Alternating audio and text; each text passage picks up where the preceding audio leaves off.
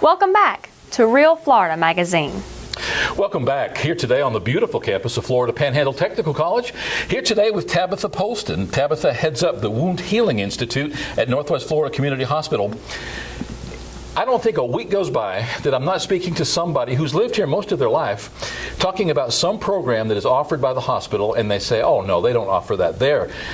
It's not your grandmother's hospital anymore, and in the pre-show, Tabatha and I were talking about just that. When we come back, we're going to talk to Tabatha about wound healing, the whole premise of what Wound Healing Institute is about. More importantly, the opportunity perhaps for you to avail yourself of those services if you need them, and many times you just might, just like me, be ignorant about what types of situations may require that hyperbaric treatment. We'll be right back.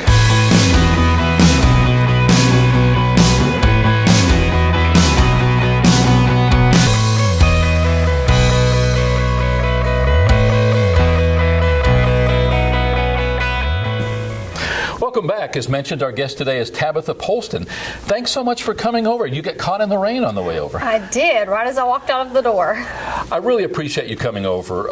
As we talked in the pre-show, over the last 10 years, we've worked with the hospital trying to tell the community all of the new developments, all the new technologies available right here in Chipley. And now you've got women's health, you've got new radiology, you mentioned the new CT scan, all kinds of cool stuff. About 2 years ago, I guess, we spoke to Morgan Castles, who at the time headed up that wound healing program. Let's talk about what wound healing is, Tabatha. For our viewers who are regular viewers, they've seen some of this before, but tell us a little bit about what is the Wound Healing Institute and what types of patients would be interested in availing themselves of those services. Sure. Wound healing is usually pretty uneventful. Wound occurs, usually heals normally by itself without any intervention, but sometimes there are certain problem wounds, usually complicated by a person's comorbidities such as diabetes, obesity, things of that nature that complicates the healing process. So any wounds that are not responding within 2 weeks or have not completely healed within 6 weeks really should be addressed at the Wound Healing Institute for specialized treatment. And that simplifies it completely, much simpler than what I've thought about it in the past. So if I've got pre-existing health conditions, typically those are going to be the reasons that cause a wound not to heal. Correct. It's not necessarily going to be the kind of wound, because if I happen to be a fast healer and I'm blessed in that fashion, but some people take a long time to heal. Right. Some people don't heal at all, in which case then you avail yourself of these services. Talk about the technology involved. I think we understand the fact that what you're doing is basically saturating the patient in a very high concentration of oxygen, promoting that healing. But talk to us in layman's terms about what's actually happening in that hyperbaric chamber. Well, when we put a patient in, they're in that enclosed environment, 100% oxygen, and it's pressurized about 3 times the amount of normal pressure. So what that does is the body just soaks in that oxygen and it responds to that site that needs healing. It helps fight off infection and helps heal that wound much faster. So patients that we typically see are those diabetic foot ulcers that won't heal, bone infection or osteomyelitis, radiation injuries. A lot of people don't realize that we can treat radiation injuries such as radiation cystitis, proctitis, or just a non-healing area from those radiation burns with hyperbarics and get really good results with them. Now, would some of these slow to heal or non-healing wounds be inside the body as well as out? Absolutely, and a lot of times with the radiation injuries, the radiation cystitis and proctitis, you don't see those. It's not a wound. It's something happening within the body. They either have frequent urination, painful urination, things of that nature, and hyperbarics can help heal that area. Now we're showing some footage now of your lab, and at this point you have 2 chambers. Correct. When you first started, you had a single chamber, and actually we let the community know when you got the second one. That was about the time that Morgan came in, I believe. Dr. Vardanian used to head up the program. I believe your medical director is now Gabe Berry? It is. He's been with us for a little over a year now. He's our sole physician and is doing an amazing job. He has a wonderful bedside manner with patients, and so far all the patients really like him. Gabe probably knows most people coming in who, if they've lived here any period of time. Right. Local guy, played football.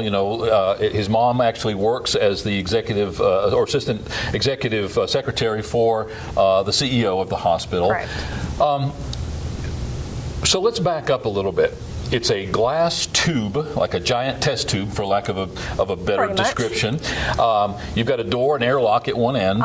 The patient is slid into that, and then they have had, at that point, prescribed for them some sort of a regimen, and I would imagine that is duration, number of treatments, and all that. Talk Correct. about how that part of it works. So the duration and the number of treatments really depends on the diagnosis. For example, a diabetic foot ulcer, their treatment length will be 120 minutes, and we usually start about 30 treatments. After that 30 treatments, we reassess the patient and see if they need to continue.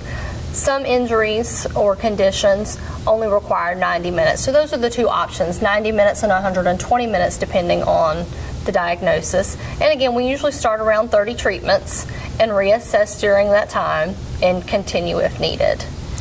Now, the actual oxygen that's used, I've often wondered, if it's a foot, why haven't they come up with some kind of a device that clamps around the foot? But regardless of the severity or the size or the location of the non-healing wound, you must put the whole body in. Correct. On one hand, it does make sense because you put them in there, you close the door, you pump it up, and you're good to go. Talk a little bit about the physiology involved, and then let's go on to the comfort of the patient and the fact that it is transparent. They've got the opportunity to watch movies and all that. Talk about that whole experience. Well, there are devices out there actually that you can put just the foot in or just the arm in. However, that's not the best way that it works. Your skin doesn't just absorb the oxygen, so that's why the whole body is immersed. You have to breathe in that oxygen so the whole body soaks it up. Makes sense. So when the patient is in, they're able to bring movies from home. We try to keep a library of movies for the patients to choose from. They can bring CDs, listen to music, or watch whatever's on television. We have cable hooked up. So they can lay there and watch TV, take a nap.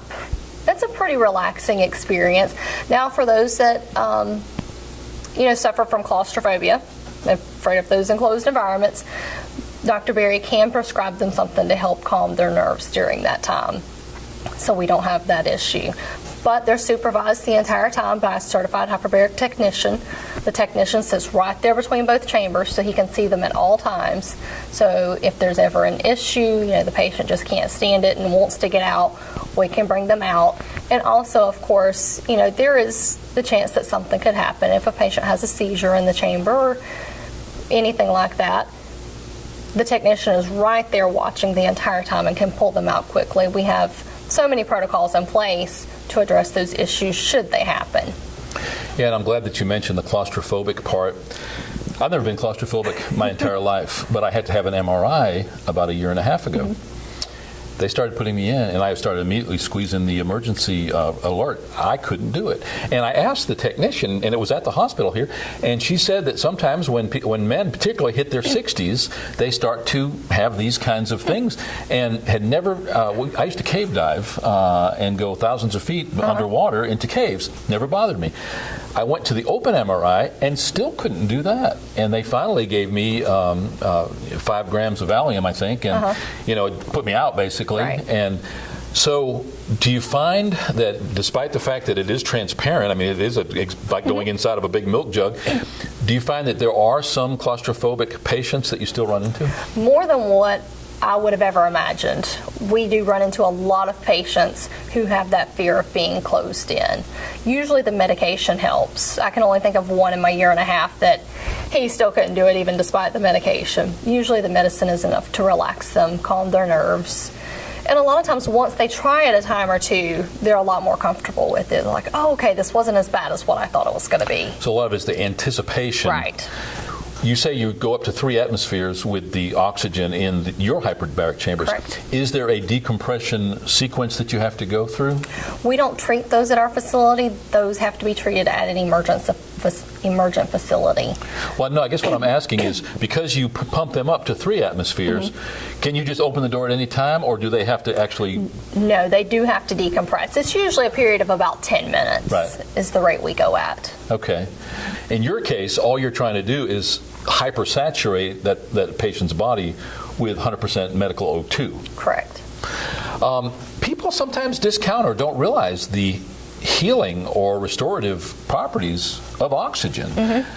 We breathe 21% oxygen in the air around us. Right. You put in 5 times that. Now, are there symptoms similar to nitrogen narcosis or that kind of thing that is associated with oxygen for the general population, or maybe just for certain people? Are there times when people cannot tolerate, in other words, that 100% oxygen? I've never run into that before. Okay. I'm just looking for possible issues here because I've been in there when you've had 2 patients. And like you say, you've got an attendant or a physician or whoever it happens to be between the 2. And that's a pretty weighty position because at one time I know that, and we cleared it with both patients when we shot the video and told them what we were going to do, and they were good with it. But we're one of those to kind of, for lack of a better term, freak out. You'd have to be really good with people because maybe the first step would be to try to get them to calm down, not just pop the door. Correct. Because if you do that, you've got to start all over again. So I would imagine that part of what goes into your job is being a good people person. Correct. And our hyperbaric technician, Billy, is really good. There's a telephone on the outside of the chamber, so he can communicate with them at all times. Some patients he has had to sit there and talk with the entire 10 minutes till they reach the bottom, and then they're usually pretty comfortable. Do you have to clear your ears? Are you're going through all that process as well? Yes, and a lot of times the first few treatments, he has to talk them through various techniques to clear their ears. But usually once he has, given them several techniques to try, they usually clear their ears and there's no further issues. When you first started the Wound Healing Institute at Northwest Florida Community Hospital, it was fairly well cutting edge. I know that it's become more the norm, and I would imagine now it's simply a matter of finding new and better and more efficient uses for the technology. Are you finding that there are more applications for that as time goes on, that we're finding that medically we can treat other things besides just the wounds that we're starting at the beginning?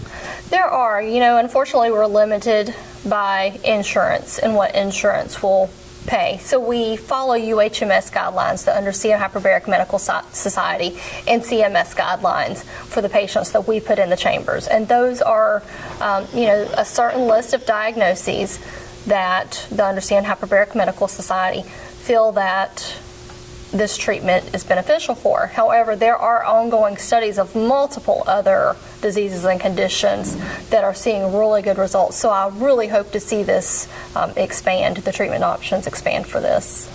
Were they to find out, and they may have by now, that 100% O2 was good for your complexion, chances are insurance wouldn't cover that because it's an elective or cosmetic procedure versus a medical or even life-threatening situation. What is your medical background? What is your history, and how did you get into this field? Well, I really just come across this field by chance. My background is in physical therapy. I have my bachelor's in healthcare administration. As I was moving from Georgia back down to Chipley, Florida, this is where I'm from. We finally got the chance to move back. I was looking for positions, and this one just happened to pop up. I've been around healthcare for 10 plus years, mostly in physical therapy. However, of course, you have training in wound care. Both my parents are nurses, so I've been around it, been exposed to it my entire life. Hyperbarics was completely new to me. So in this year and a half that I've been with them, I have learned a lot.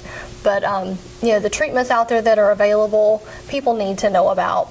There's so many things that we can do in our clinic that can't be done in a primary care office. Even just on the wound care side, those patients that don't qualify for hyperbarics, there's still a lot more treatment options out there available for them than what can be offered in, like I said, just a primary care office. Now, if I had a wound that, or for instance, from a surgery, that and that incision wouldn't heal, that physician or surgeon or orthopod, whoever it happened to be, would probably refer me to a facility such as yours. Now, Can I circumvent that process of going to a physician? Can I go directly to you, basically what they call self-referral, and say, hey, listen, I think I might be able to benefit from these services. Can I come right into your office and have that conversation with you? Yes, absolutely. We can accept self-referrals. All the patient has to do is call, tell us what the issue is. We get their insurance information, of course. We want to get everything pre-authorized so they don't have any expense up front. And then we just go from there. The patient comes in, Dr. Berry evaluates them, and we move forward with a plan of care. However, we do try to keep their primary care or ortho or whatever specialist they're seeing informed of their treatments.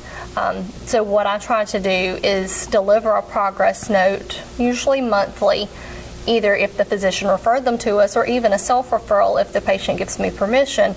I will still update that physician with a progress note on how the patient is healing. Well, yeah, and that makes total sense. Some people go to 3 different doctors getting prescriptions or medications from all 3 of them, unbeknownst to each of those individual physicians, and then wonder why they have contraindications or have problems with. So, yeah, I mean, that makes total sense.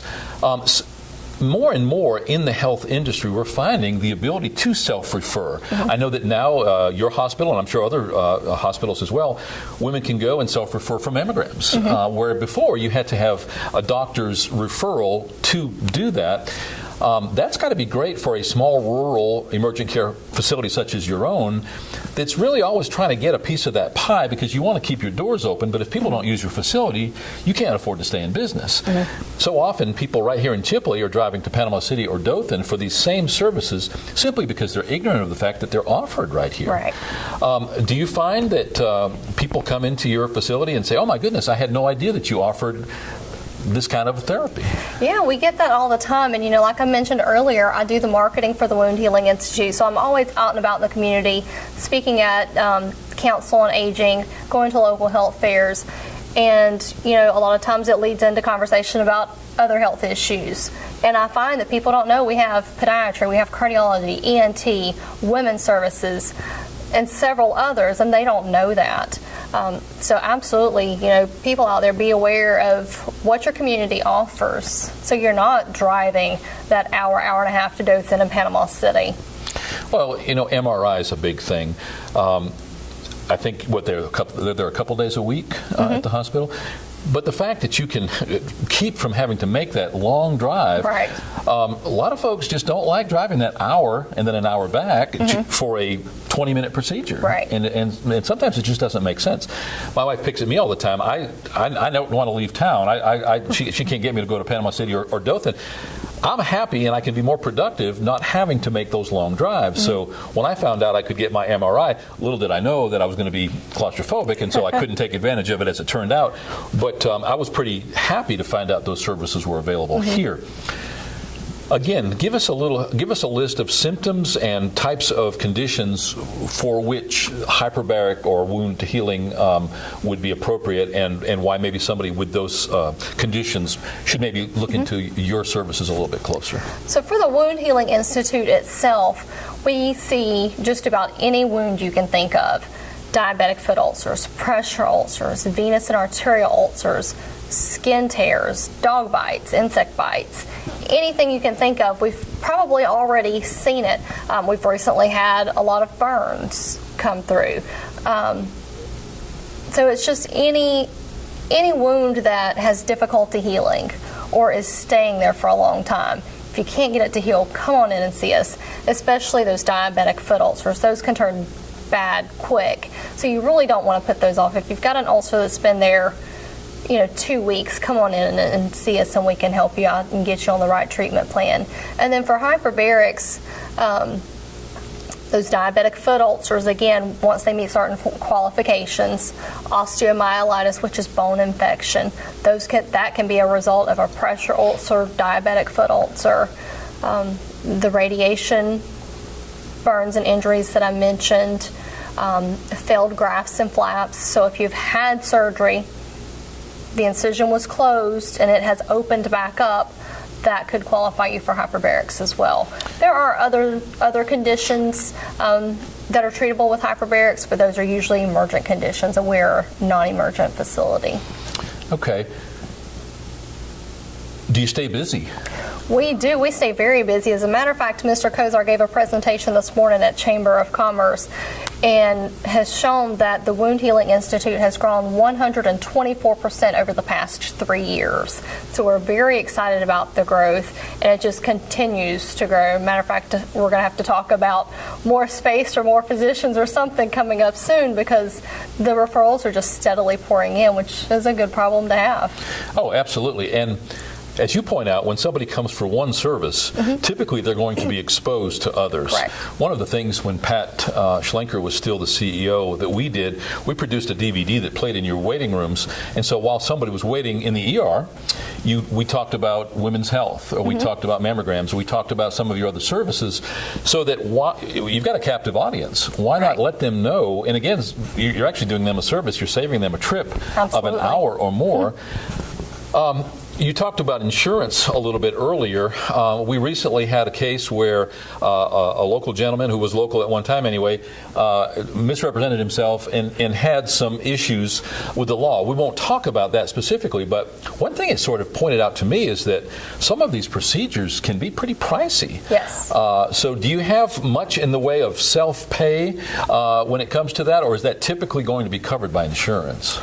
The hyperbarics is typically going to be covered by insurance. You know, we have had people reach out to us for a condition that's not approved. You know, we can talk to them about it and discuss the options, but it is a very expensive treatment. In terms of the wound care center itself, there are self-pay options that are, you know, fairly reasonable considering the level of care you're getting. Yeah, I know that the term sometimes the term self-pay is used for non-pay. I mean, basically, because you, like any other facility such as yours, you figure that there's a certain amount that you're not going to collect. And people wonder why healthcare is expensive. It's because there are some that are absorbing some of that other. And I mean, that's just the way of the world. Yeah. Is there anything that to do with wound healing, to do with the Wound Healing Institute, to do with the technology or your facility that we haven't discussed, or that bears repeating, or that is something that maybe our viewers would like to know about? Well, you know, one thing I would really like to point out is that we just recently became reaccredited by the Undersea and Hyperbaric Medical Society. That's a 3-year accreditation, so we were originally accredited in 2013. We just passed reaccreditation this May with multiple commendations, so we're very thrilled about that. One of the surveyors even said, out of all the ones he's done before, he can only think of maybe one other one that was as well prepared and organized as what we were. So we're really thrilled about that. We're one and only 200 in the entire United States that have an accredited facility. 1 out of 11 in the whole state of Florida that have an accredited hyperbaric program. So we're very, very excited about that. Also, to add to our list, we just recently became a Center of Excellence for Total Contact Casting. That's the gold standard treatment for diabetic foot ulcers. So if you have a diabetic foot ulcer, total contact casting is usually the way to go.